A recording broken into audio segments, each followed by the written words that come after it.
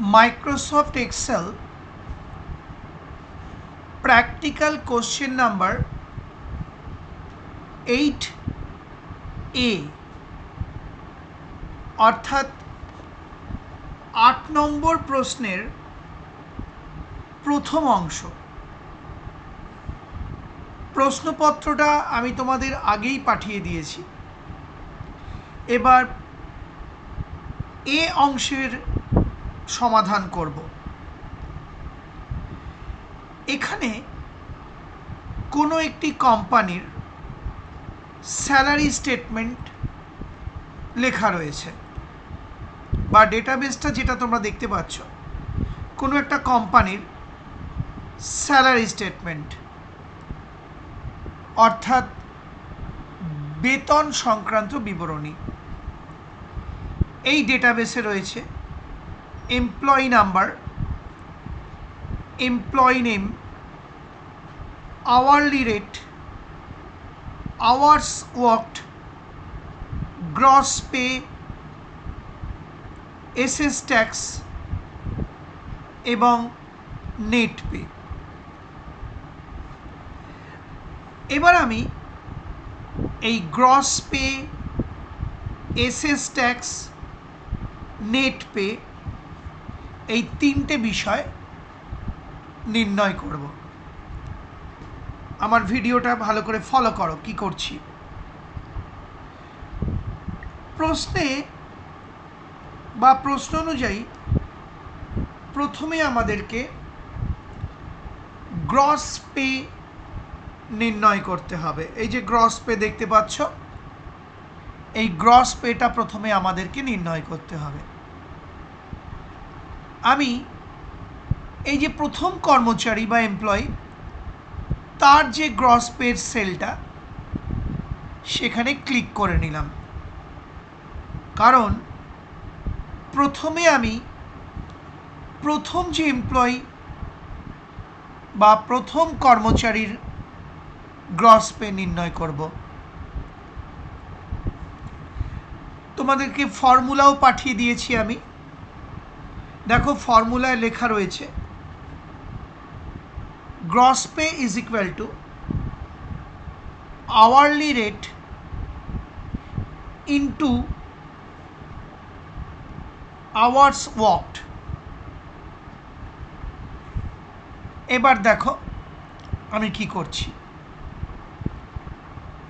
প্রথমে আমি একটা ইজ ইকুয়াল টু চিহ্ন টাইপ করে নিলাম, কারণ আমরা জানি এমএস এক্সেলে কোনো ফর্মুলা বা ফাংশন টাইপ করতে গেলে প্রথমে ইজ ইকুয়াল টু চিহ্ন টাইপ করতে হয়।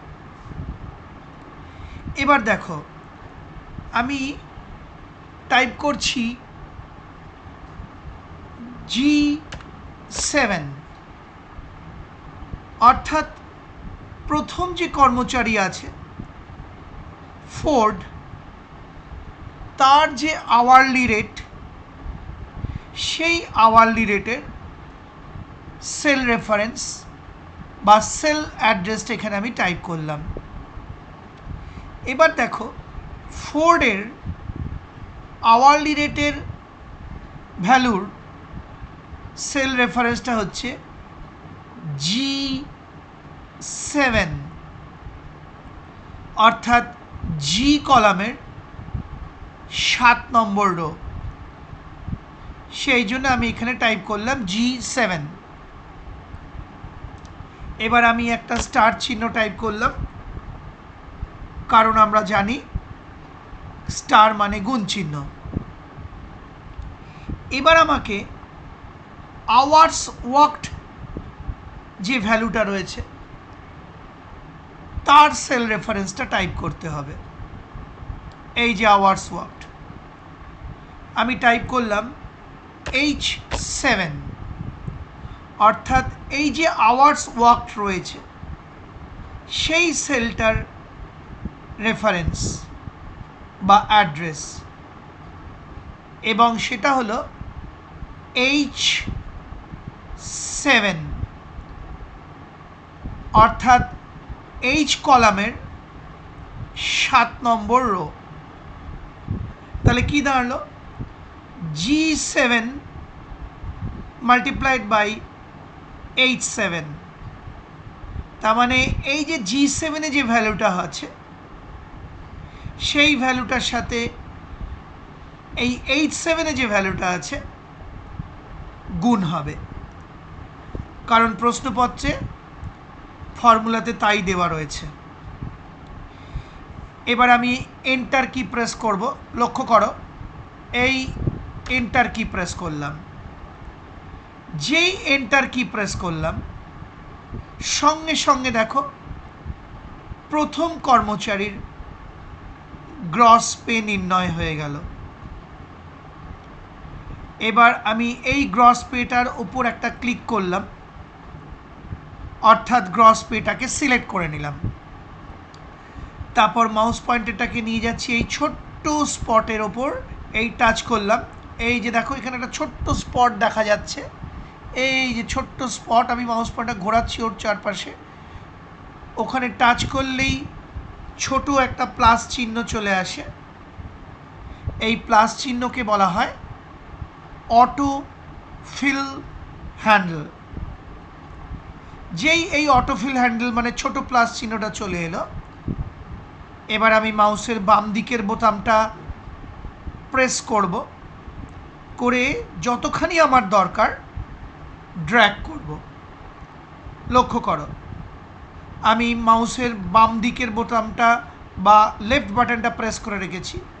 এবার আমি ড্র্যাগ করছি আমার যতখানি হিসেব দরকার, করে এই বাম দিকের বোতামটা ছেড়ে দিলাম। তাকিয়ে দেখো সমস্ত কর্মচারীর গ্রস পে নির্ণয় হয়ে গেল। এবার আমাকে নির্ণয় করতে হবে এসএস ট্যাক্স। এসএস ট্যাক্সকে বলা হয় সোশ্যাল সিকিউরিটি ট্যাক্স। এটা এক ধরনের ট্যাক্স যেটা গ্রস পে থেকে কেটে নেওয়া হবে। এবার আমি এই সেলটায় ক্লিক করলাম, অর্থাৎ এসএস ট্যাক্স যে হেডিংটা, কলাম হেডিংটা লেখা রয়েছে তারপরের সেলটায় ক্লিক করে নিলাম। এবার তোমাদের যে প্রশ্নপত্রটা পাঠিয়েছি তাতে দেখো লেখা রয়েছে SS tax is equal to 3.25% of gross pay. এবার আমি এই ফর্মুলাটা টাইপ করছি। প্রথমে ইজ ইকুয়াল টু টাইপ করলাম, এবার আমি লিখছি 3.25%, পার্সেন্টের চিহ্নটা দিতে ভুলো না, ইন্টু কেন, অফ মানে কিন্তু তোমাকে ইন্টু চিহ্ন টাইপ করতে হবে, মানে গুণ হবে, ইন্টু গ্রস পে। তার মানে আমাকে প্রথম যে কর্মচারী রয়েছে, এই যে আমি দেখো মাউস পয়েন্টার ঘোরাচ্ছি, তার গ্রস পে যে সেলটায় রয়েছে সেই সেলটার রেফারেন্স তোমাকে টাইপ করতে হবে। আমি টাইপ করছি I7, কারণ এই যে গ্রস পের ভ্যালুটা দেখছো সেটা রয়েছে I7 সেলে, অর্থাৎ আই কলামের 7 নম্বর রো। তাহলে কি দাঁড়ালো, ইজ ইকুয়াল টু দিলাম যাতে ক্যালকুলেশনটা হয় ফর্মুলা এন্ট্রির মাধ্যমে, 3.25 হবে, আমি একটু এডিট করে দিচ্ছি, 3.25% ইন্টু I7। এটা কিন্তু আই, খেয়াল রেখো, আর I7 মানে এই যে গ্রস পের ভ্যালুটাকে বোঝাচ্ছে। আবার আমি এন্টার প্রেস করব, লক্ষ্য রাখো এই এন্টার প্রেস করলাম, সঙ্গে সঙ্গে এসএস ট্যাক্স বেরিয়ে এলো প্রথম কর্মচারী। এবার আমি এই এসএস ট্যাক্সের ওপর একটা ক্লিক করলাম, অর্থাৎ সিলেক্ট করে নিলাম। তারপর আবার এই ছোট্ট স্পটে টাচ করব, এই যে লক্ষ্য করো আমি মাউস পয়েন্টার ঘোরাচ্ছি, এই টাচ করলাম, সঙ্গে সঙ্গে অটোফিল হ্যান্ডেল এসে গেল। এবার আমি মাউসের লেফট বাটনটা প্রেস করলাম, করে রেখে যতখানি আমার হিসেব দরকার ততখানি ড্র্যাগ করে দিলাম, দিয়ে লেফট বাটনটাকে ছেড়ে দিলাম। সঙ্গে সঙ্গে দেখো সমস্ত কর্মচারীর এসএস ট্যাক্স নির্ণয় হয়ে গেল। এবার আমাকে নির্ণয় করতে হবে নেট পে। এই যে নেট পে, আমি নেট পে যে কলাম হেডিংটা আছে তার পরের সেলে ক্লিক করে নিলাম, কারণ ওখানে আমার হিসেবটা দরকার। এবার দেখো তোমাদের যে কোশ্চেন পেপারটা পাঠিয়েছি তাতে লেখা রয়েছে net pay is equal to gross pay minus SS tax.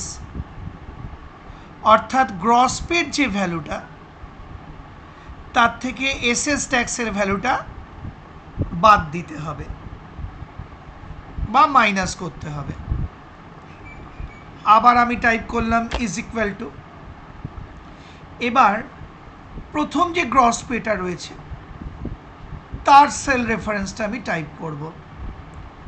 আমি টাইপ করলাম I7, কারণ প্রথম কর্মচারীর গ্রস পেটা রয়েছে I7 সেলে, অর্থাৎ আই কলামের 7 নম্বর রোতে।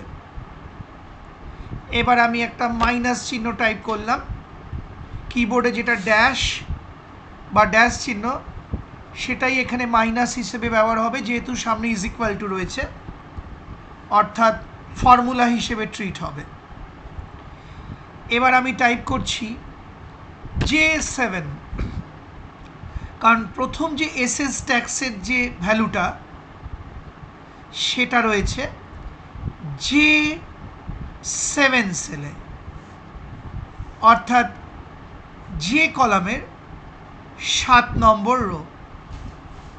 তাহলে কি দাঁড়ালো ultimately is equal to I7 minus J7, অর্থাৎ এই ভ্যালুটার থেকে এই ভ্যালুটা মাইনাস হবে। এবার আমি এন্টার প্রেস করব, এই এন্টার প্রেস করলাম, সঙ্গে সঙ্গে আমার নেট পে বেরিয়ে এলো। দেখো আবার আমি এই নেট পেটাকে সিলেক্ট করলাম, তারপর মাউস পয়েন্টার এই ছোট্ট স্পটে টাচ করব। এই যে ছোট্ট স্পটটা লক্ষ্য করো, ছোট্ট একটা স্পট দেখা যাচ্ছে, ওখানে টাচ করলাম, সঙ্গে সঙ্গে অটোফিল হ্যান্ডেল এসে গেল। এবার আমি মাউসের লেফট বাটনটাকে প্রেস করলাম এবং যতদূর আমার হিসেব দরকার ড্র্যাগ করতে থাকছি। লক্ষ্য রাখো এই ড্র্যাগ করছি যতদূর দরকার হিসেব সেই অবধি ড্র্যাগ করে লেফট বাটনটা রিলিজ করে দিলাম, অর্থাৎ ছেড়ে দিলাম। সঙ্গে সঙ্গে দেখো সমস্ত হিসেব নেট পের বেরিয়ে এলো। ফাইনালি আরেকটা কাজ করে দিতে পারো, এই যে এখানে দশমিক ঘরগুলো বা ডেসিমাল পয়েন্টের পর যে যতগুলো ঘর আছে তুমি 2 দশমিক ঘর করে দিতে পারো, সরি, বা 2 ডেসিমাল প্লেসেস করে দিতে পারো। কিভাবে লক্ষ্য করো, এই আমি ভ্যালুগুলোকে সিলেক্ট করলাম বা হাইলাইট করলাম। এবার আমার মাউস পয়েন্টারটা লক্ষ্য করো, আমি ওপরে ট্যাবের দিকে নিয়ে যাচ্ছি, ওপরে এই ওপরে যাচ্ছে, এই দেখো ওপরে গেল, এই যে হোম ট্যাব লক্ষ্য করো, এই যে হোম ট্যাবের ওপর আমি মাউস পয়েন্টার ঘোরাচ্ছি, একদম ওপরে হোম ট্যাব, এই যে লক্ষ্য করো, এই যে এই ক্লিক করলাম। আবার আমি মাউস পয়েন্টার নিয়ে যাচ্ছি, দেখো একটু লক্ষ্য করো, আস্তে আস্তে, এই দেখো এখানে একটা আইকন রয়েছে, এটা হচ্ছে ইনক্রিজ ডেসিমাল আর এটা হচ্ছে ডিক্রিজ ডেসিমাল। এই যে ইনক্রিজ ডেসিমাল, ডিক্রিজ ডেসিমাল, এই দেখো আমি মাউস পয়েন্টার ঘোরাচ্ছি, আশা করি দেখতে পাচ্ছ। এবার ফার্স্টে আমি একবার ইনক্রিজ ডেসিমাল আইকনটায় ক্লিক করব, লক্ষ্য রাখো এই ক্লিক করলাম। সঙ্গে সঙ্গে নেটপের দিকে তাকাও, ওয়ার্কশিটে নেটপের দিকে তাকাও, ডেসিমাল প্লেসগুলো বেড়ে গেল। আবার আমি মাউস পয়েন্টার নিয়ে যাচ্ছি ওই জায়গাটাতে। এবার আমি ক্লিক করব এই ডিক্রিজ ডেসিমাল এই আইকনটায়, মানে ডেসিমাল প্লেসগুলোকে কমাবো। ডিক্রিজ মানে কমানো। এই একবার ক্লিক করলাম, এক ঘর কমলো। লক্ষ্য রাখো, তোমরা ওয়ার্কশিটের দিকে লক্ষ্য রাখো। এই আরেকবার ক্লিক করলাম, ব্যাস। এবার ওয়ার্কশিটে দেখো 2 ঘর পর্যন্ত বা 2 ডেসিমাল প্লেস পর্যন্ত উত্তর এসে গেছে। তার মানে একবার ইনক্রিজ ডেসিমালে ক্লিক করে তোমরা ডেসিমাল প্লেসগুলো বাড়িয়ে নেবে। তারপরেই পাশে রয়েছে ডিক্রিজ ডেসিমাল, এই আইকনটায় ক্লিক করে প্রয়োজন মতো ডেসিমাল প্লেসগুলো কমিয়ে নেবে। এই যে ডিক্রিজ ডেসিমাল। আশা করি বুঝতে পারলে।